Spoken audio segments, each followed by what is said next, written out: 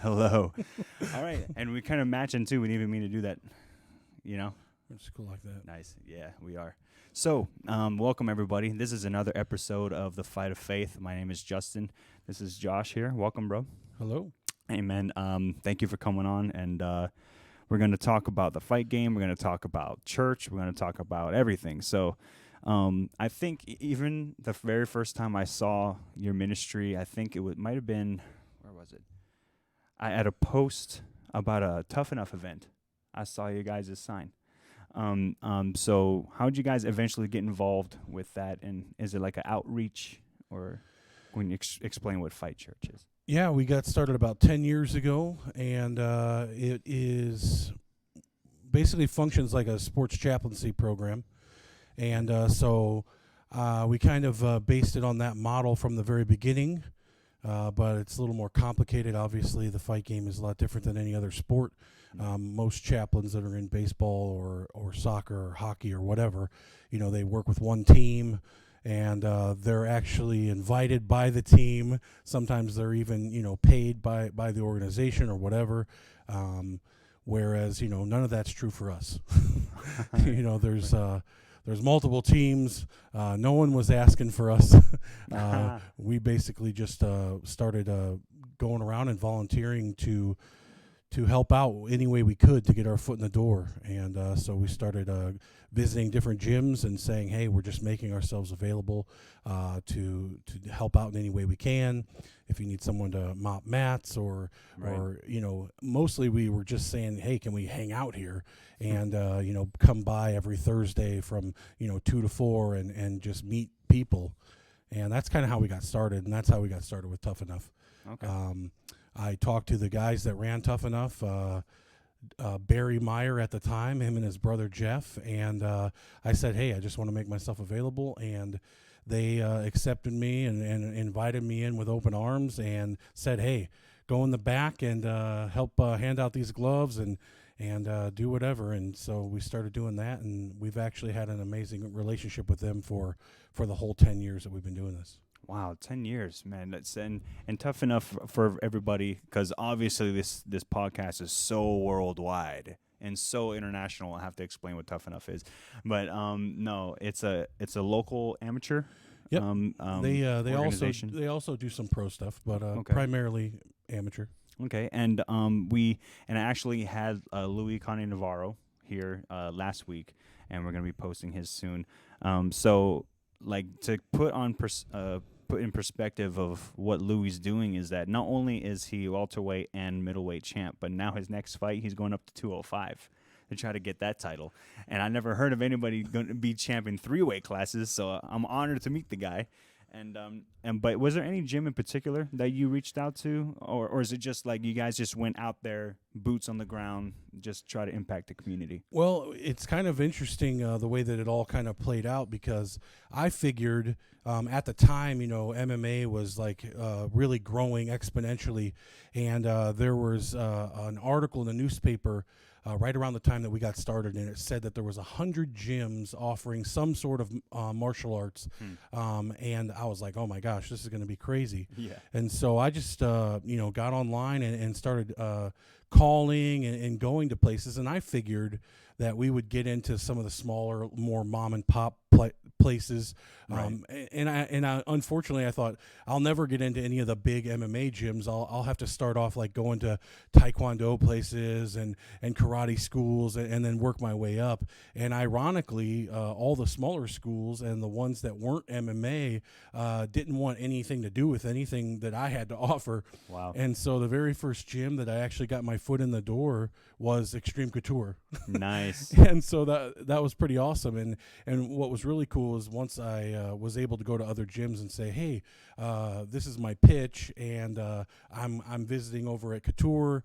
They were like, oh, cool, yeah, you can come over here. Right. And so that was awesome. That was where you got passed. You got your pass to kind of into the community, I guess. Yeah, it gave me a little street cred, I guess. You know what's funny? This is so weird because this is my first time meeting you. But ever since, because the reason, obviously, for people who are listening to the podcast, the reason I got into doing the Fight of Faith is because I think me and you have a similar wavelength of what we're trying to impact into the community, to the MMA community. We're trying to bring the gospel, and we're here to encourage and inspire.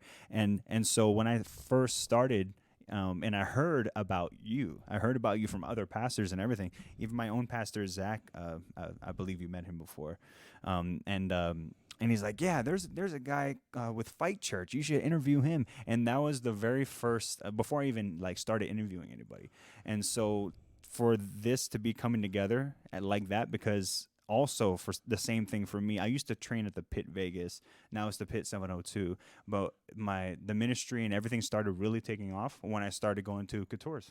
Yeah, I really like the people there. There's a lot of talent there, and I try to go there regularly, try to, get in there and move around. But for you, with what exactly do you guys do with Tough Enough? Is that the only organization you guys go volunteer and help out, or? Well, we've worked with just about every organization in some capacity over the years. Okay. What's crazy is right now in Las Vegas, there's really not a ton of MMA events going on. True. Right now, Tough Enough is the biggest, best, most consistent thing happening. Mm-hmm. And, they have an event every single month, and they have it at different venues in different parts of the valley. Right. And it's just consistent, and it's awesome. And we do have the best relationship with them right now. And we pretty much run the back room. Other than, obviously there's a commission and ISKA back there taking care of all the official stuff. But, our crew normally sets up in the back and hands out the tape and gauze and the bags for ice and buckets and anything fighters need. If we don't have it, we run and get it. We find it. We make it happen. We bring all the stuff for the event pretty much. And then we have a crew that works the VIP ticket table. Nice. For invited guests and that sort of thing. And sometimes we cover merch. We're really just there to serve, and so we do whatever. But those are the things that we consistently do. Now, how big is a crew for an event that is over, or you're over? Like about a handful of people or a dozen people? We pretty much consistently at least have 5 or 6 at events. Okay. But in the past, we've had up to 10 or 12, depending on what the event is or what was required. Sometimes for certain venues they'll need ushers or security or extra stuff. So we'll recruit extra volunteers and take care of that. A few years ago, when IMAF was here, Tough Enough was the promoter for that event, which was a huge international event with hundreds and hundreds of fights, 3 cages all going at once. Wow. For 3 or 4 days. And we ended up being in charge of all the volunteers for all of the whole event, and that was pretty crazy. Wow. Now, that sounds really cool. The next event, if I'm available, I would really like to help you guys out with anything possible. I think we're both in the same boat. Like, we just want to serve. We want to be a part of it. Like, this is such a cool sport. This is such a cool community. We just want to, be able to partake and, help out in any way possible. Yeah, that was our whole goal. Obviously we're inspired, and the reason that we do what we do is because we love the Lord, and we want to serve other people, and we want to hopefully share our faith with them, and we wanted to lead there, obviously, and that's our inspiration. But also, it a lot of times the door gets opened by just doing something very practical, right. And we have access that other people wouldn't have necessarily. And so, we're in the back room, guys are there, athletes, fighters both, and coaches and guys that are cornering. And that gives us the opportunity to rub shoulders with them, build relationships with them. And then what ends up happening is those guys go through rough times. They need someone to lean on, and we can make ourselves available at those times because we have a relationship with them. Right. And relationship is really key to ministry. So now we've been talking about Fight Church, and now you're also a pastor of Life Church. Yep. Right. Life Christian Church. Life Christian Church, and here in Las Vegas. And how do you balance that? How do you, if you do? No, well, I'm just playing. It is a challenge, and since we have started pastoring the church there, Life Christian Church, obviously we have to divide our time a little bit more than before, but it also gives us a good place that we can funnel people. If we are talking to someone and they're trying to get maybe their life back on track and they want to be a part of a faith community or something. Now we have something to offer. Whereas before we had something to offer because we built relationships with pastors around town, and we could suggest, hey, go to this church. We know the pastor there. He's awesome. But now we have our own church going on. So we actually do have some fighters and some coaches and different things that go to our church now. Wow. And how long has Life Church been in Las Vegas? The church itself has been there for a long time. I think 16 or 17 years. Nice. Maybe even a couple more. But we've been there for about 5 years, and a friend of mine was the pastor for 9 years before that. So wow, okay, and that's a real staple in the community, and I mean, for you to be a pastor at a church and leader in Fight Church, or a volunteer and everything, that's such a huge. I mean, like if this is what you want to do and it's a dream job, like that is. It sounds so fulfilling to me, Yeah, I mean, it's super cool. I was a fan of the sport, back when I was in high school. MMA got started, and I remember going to the video store and going to the sports and special interest section there, which was like one shelf, and it was basically UFCs and like Jane Fonda workouts and baseball bloopers. And wow. I would rent all the UFCs, and I'd watch them a million times. And then when I went off to college, I got to college, and no one had heard of it. And I'm like, oh, my gosh, come to my room. And so I was like the UFC's biggest ambassador back in the day. I should probably have, stock in the company. But those checks will be coming. So wow. I grew up in Indiana and lived there my whole life, and ministered there, was a youth pastor there for years, and originally came to Las Vegas to start a church with a friend. And, it was barely in the back of my mind that this is the fight capital of the world, and that there was a chance that I might run into somebody or be able to go to an event. And so just a couple years after moving here, we became the only sports chaplaincy program for combat sports that I ever heard of. Right. Yeah, that's such an honor, man. That's why, like, what's funny that you say chaplain, because I've told somebody when I tried to describe like what I want eventually the Fight of Faith to be is I want to eventually be a motivational speaker. I want it to be a recognizable brand in the MMA community. I want to be basically Jesus didn't tap. Right, but better and bigger and grander, and I said, you know what? No, simplify it. I just want to be like a fight pastor or like a fight chaplain, or something like that. And I said that, and I kind of let that go and forgot about like that conversation. But you bringing it up, I was like, man, what an opportunity for a fight fan, like to bring love and relationship and volunteer and. For sure. Yeah. I mean, it's awesome. The police department has a chaplain. The fire department has a chaplain. The military has a chaplain. My son's actually an assistant chaplain in the Army National Guard. Nice. And I actually spent a couple years here in Vegas as a corporate chaplain. There's actually businesses out there that hire a chaplain to come and minister to their employees as one of their employee benefits. Wow. And I'm like, wow, that's so awesome that, it's not just church. We have our assistant pastor who does a lot of teaching at our church is also the general manager at Subaru of Las Vegas. Oh, wow. And so he often says, I'm a support pastor here at Life Christian Church, but I'm the senior pastor at Subaru of Las Vegas. Nice. That's a good way to look at it. And it's the perfect way to look at it. Yeah. I mean, wherever we go, we're supposed to be a minister. So whatever your title is, if you're the pastor at your work or you're a chaplain or whatever, you should be actively sharing your faith and doing what you can to minister to the needs of the people around you. Yeah, and I think for us to view life like that, to view life as an opportunity to serve, to love on people, you may not necessarily have to be in the fight game per se, or even a pastor for that matter. It's just to be wherever you're at, God can use you, and to be open to that, and to be open to wherever you're at. Because the thing is that we kind of self-disqualify ourselves, I'm not a pastor, or I don't know much of the word, but God is just wanting to use people who just want to be used, not perfect people. Yeah, for sure. And I mean, in the New Testament, it all changed, and over time we created a clergy laity divide, but we're all a part of the priesthood of believers, and every single one of us has a unique set of gifts and talents and a calling on our life, and we're all supposed to be doing something. Just because you don't work at a church doesn't mean that your ministry is any less valid than anybody else. Come on, yeah, definitely.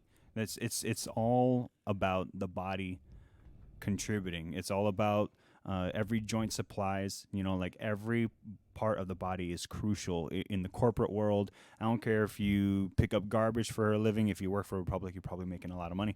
And if you whatever you're at, grocery store or whatever, but just hopefully this encourages you guys to look where you're at, to look around and see what needs to be met.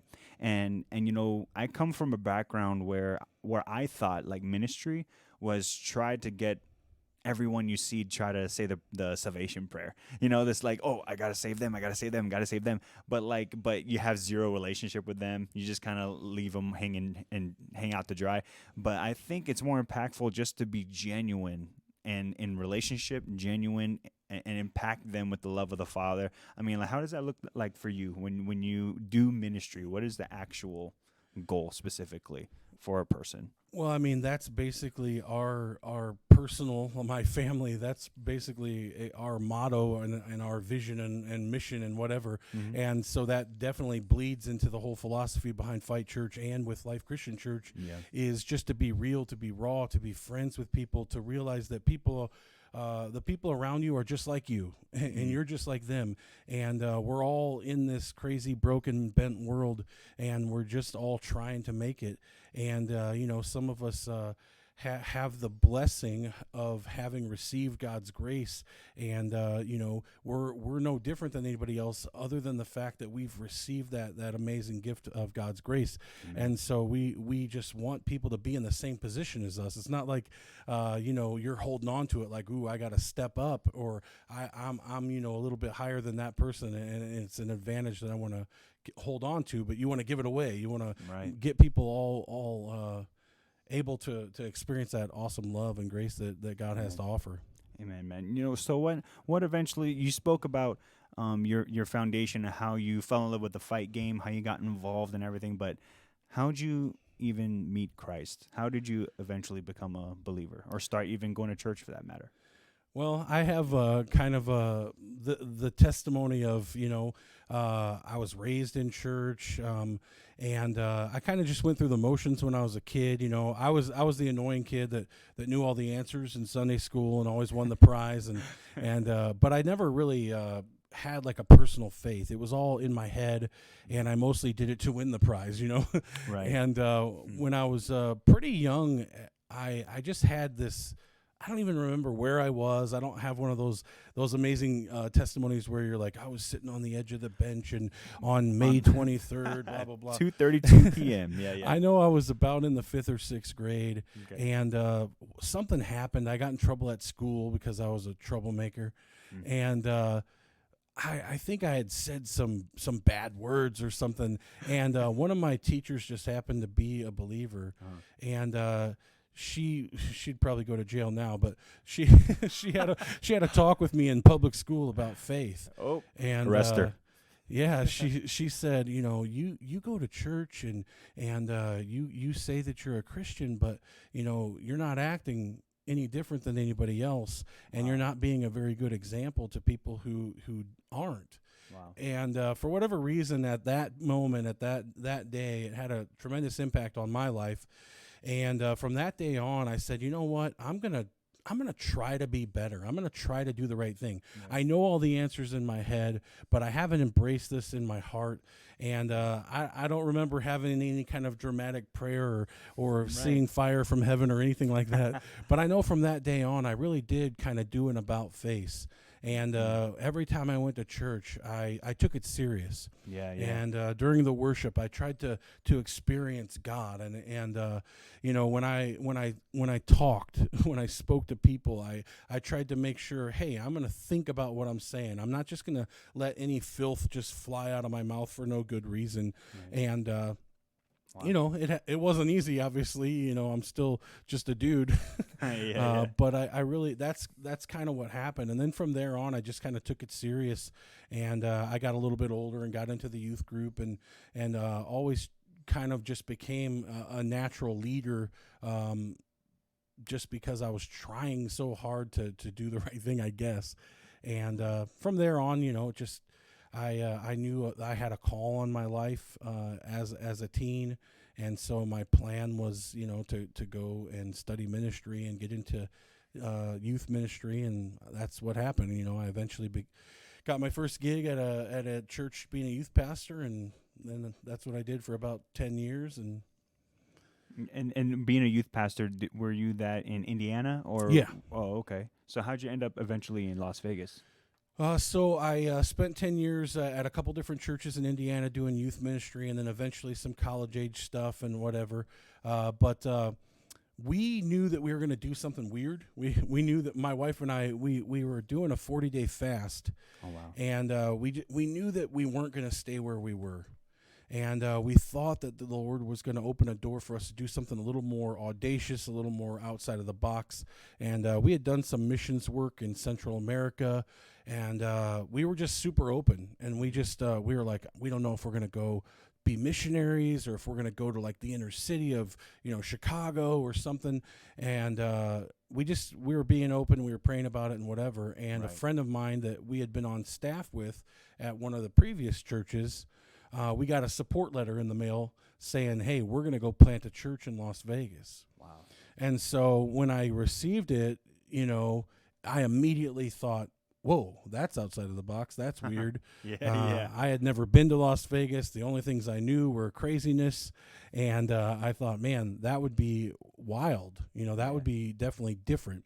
And so I called him up right away and said, hey, what are you doing in Las Vegas? What's this going to be? What's this going to look like? And he described, you know, we're going to start a church from scratch. We're going to focus on, you know, really just befriending people, and it's going to be relationship driven and all that kind of thing. And I was like, whoa, you know, that's exactly what I am thinking, the direction that we're headed in. And so I said, well, we want to pray about maybe coming with you. And he was like, all right, cool. So we went and spent the weekend together at a pastor's conference just so I could hear his heart and kind of let him describe what they were planning to do better. Right. And he did. And so then we were like, we're going to Vegas. We really feel like this is where we're supposed to go. Right. And so in 2007, we packed up our 3 kids and we drove on out here. What a step of faith, my man. Yeah, but it all paid off, bro. You know, I mean, like for you to be able to minister to fighters and to be involved with Life Church, and you know, it all paid off. Yeah, and it's only the beginning, right? Yeah, it was a crazy wild ride, but I mean, here we are, and we're super happy. We love where we are. We love what we're doing, and we're having a blast. Yeah, man. You know, I was just thinking when you were talking about when you first heard they were going to Las Vegas. I remember like a statistic. Las Vegas has the most churches in a city per capita, and not only is it, you know, has the most churches, but it's also known as a fight capital. So what better place in the world to do ministry that involves martial arts? And for you to be able to reach out to people like that. And what's funny is that we didn't know this going into it, you know, like it's just how God did it. And I just love how organically it all falls into place like that. So I'm super excited, man. You know, I just want to, everyone that's listening, to go ahead and follow Josh, and it's under the Fight Church Instagram. Is that what you have? Yeah, we have fightchurch.com, and then all the social, you can get there from there, and just Fight Church. Yeah, Fight Church. And if anybody wants to help volunteer and get some volunteers for the next event, I know I would like to. So we'll put a link in the description box, and we'll have you guys directed there. And it's so awesome to hear your story, man. It's such a pleasure to finally meet you. And I'm looking forward to doing more and more ministry together, because we have outreaches with Encounter Church. We're going to help do events like like Tough Enough with Fight Church. There's a lot of places where you guys can get involved, even if you're not in Las Vegas. But reach out to a local church near you and get involved wherever you're at. Just like we were saying before, hopefully this podcast can encourage you to step out in faith and just do what God called you to do. And because, before we go, I feel led that we should kind of share like some big things that we overcame, because for me personally, I know how it is to deal with like suicidal thoughts or self-image issues, or feeling like I'm nobody, so how can God use me? I think that's what God likes using. The nobodies, like people that may not necessarily consider themselves to be the pick of the crop, but because we're right where you're at, God can use you in amazing ways. And for me personally, when I moved here from Hawaii, I had a lot of insecurity issues. I had a speech impediment. I had to go do a speech therapy in elementary school. I got made fun of. So I just think that hopefully as we share our story, you guys can relate, and to know that, God has a purpose. God has a purpose for why you were born where you were born, why you look the way you look, why you are made the way you are made. And I think you are divinely designed and beautifully, wonderfully made. And so in closing, to hopefully inspire and encourage others, what would you say was the biggest fight of your life, the biggest obstacle that you had to overcome? Man, that's tough. There's been so many. There's just been, struggle after struggle. I mean, one big thing was a little bit more of where I left off on our story of our life is that when we first got to Vegas, we were supposed to plant a church, and it didn't happen. Oh, okay. Yeah. That's another church. Yeah. So, okay. Yeah. So what ended up happening was, we got here and we had this plan and we were super stoked and we were ready to rock and roll. And then the whole plan changed. And so, I mean, we were completely deflated and completely devastated and didn't know what we were going to do. And we were like, well, now we're, all this distance from all of our family, all of our friends. We don't have jobs. It's very expensive to live here in comparison to where we came from. And plus we felt, we were like, God, what's going on? We know we were supposed to come to Las Vegas. We know that's what you said. Right. We know that's where we were supposed to be. And now we're here and it's all a big disaster. Yeah. And so, I mean, that was a huge obstacle to overcome. But that's where the story gets awesome, because that's how Fight Church was actually born. Wow. If we would have planted the church, we probably wouldn't have got involved with the fight community. We probably wouldn't have done anything that we're doing now. So. Wow, man, that's cool. That's the perfect way to end it. That's how Fight Church eventually got started. Like, and a saying that I have with my friend Drew Davis is that God can use anything. Not everything that happens to your life is from God. Like he's, the enemy comes to steal, kill, and destroy. But God can turn anything around for His glory and for your good. So whatever's going on in your life, there's more grace than what the sin that you see, or the negativity, the evil that you see. No, keep the faith, fight the good fight of faith, and stay faithful, man, because He is faithful for you. He loves you. Jesus loves you. If you guys have questions about Christ, about church, about getting involved with Fight Church, please DM us or let us know, and we would love to point you in the right direction. Thank you, Pastor Josh, for coming on. Much love to you, bro. Oh, yeah. And everybody that's watching, hope you're inspired. Hit him up, follow him on social media, and keep fighting the good fight of faith. Take care.